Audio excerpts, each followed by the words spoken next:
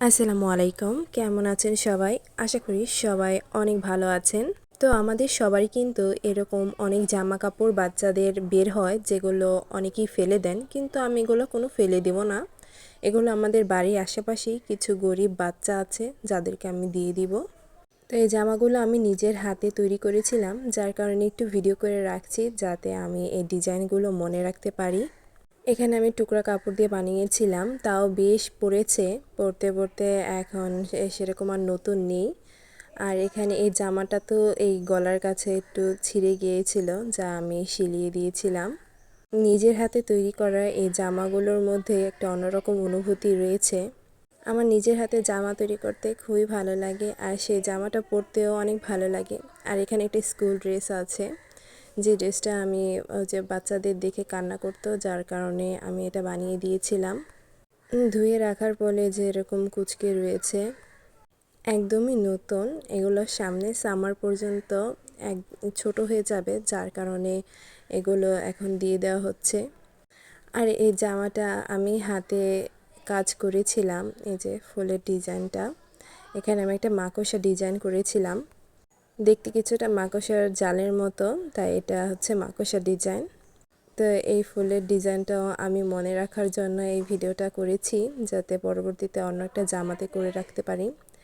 আর এই ড্রেসের হাতার ডিজাইনটা এরকম ছিল।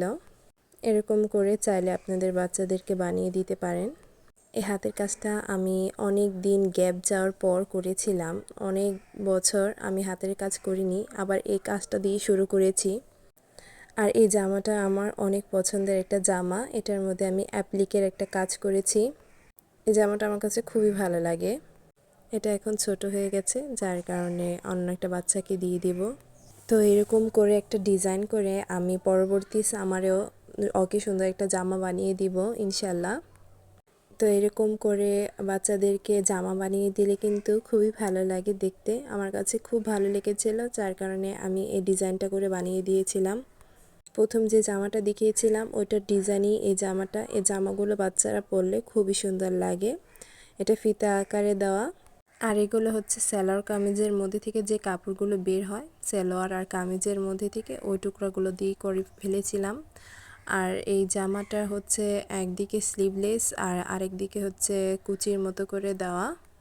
এটা অনেক ভাইরাল ডিজাইন ছিল, যার কারণে আমি একটু ট্রাই করে বানিয়ে দেখেছিলাম যে এরকম হয়। এই হচ্ছে জামার ডিজাইনটা। আমার বেশিরভাগ জামা কাপড়ই এরকম কুচকে থাকে, আয়রন করা ছাড়া পরাই যায় না। শুধু আমার না, এটা হয়তো বা সকলের ক্ষেত্রেই হয়ে থাকে। তো এই জামাটাও আমি বাচ্চাদেরকে দিয়ে দিব।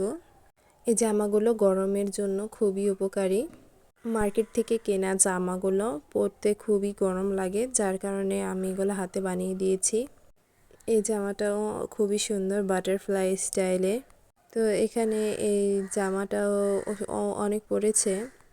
তো এই হচ্ছে জামাটার পুরোপুরি ডিজাইনটা এরকম। আর মাঝখানে একটা এমনিতেই ফুল লাগিয়ে দিয়েছিলাম, যার কারণে জামাটার সাথে ম্যাচ করেছিল।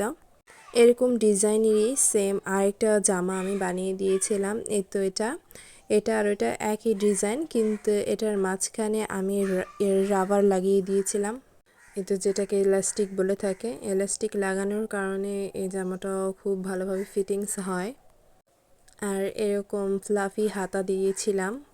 এই জামাটাও পরলে খুবই সুন্দর দেখায়।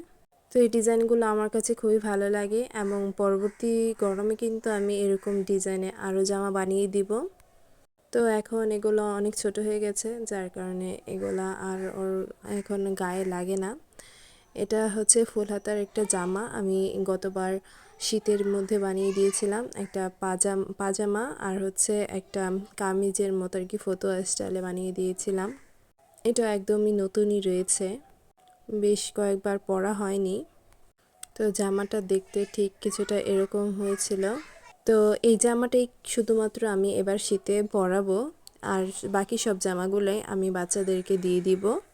তো এই জামাটার ডিজাইনটাও খুবই সুন্দর করে বানিয়েছিলাম, হাতের কাছে ফ্লাফি করে দিয়েছিলাম। অবশ্যই যখন পরাবো তখন দেখাবো। তো এই পর্যন্তই, সবাই ভালো থাকবেন।